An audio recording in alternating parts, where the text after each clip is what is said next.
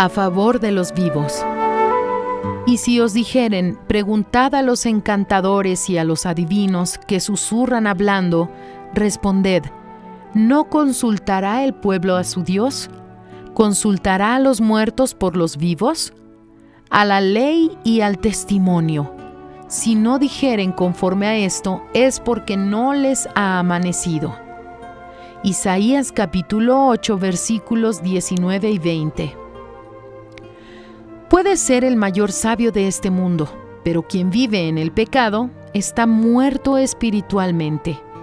Eso es lo que dice la palabra de Dios. Los vivos son quienes oyen y practican la palabra de Dios. ¿De quién oirán el consejo los vivos?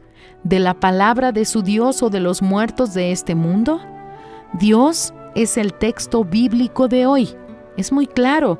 Si no buscan la respuesta en la palabra de Dios y en su fe, a la ley y al testimonio, no alcanzarán ni siquiera la salvación del alma, porque no le prestaron atención a lo más precioso que tenían.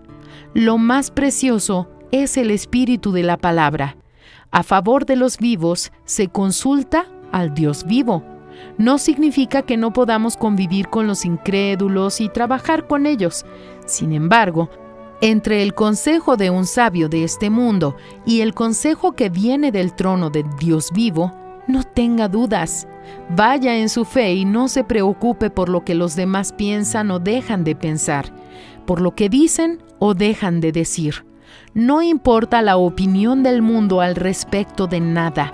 Los que son de la fe no se dejan pautar por la opinión de los especialistas, ni por la opinión de los medios de comunicación, ni por el sentido común. Buscan ser diferentes, pensar fuera de los moldes de este mundo.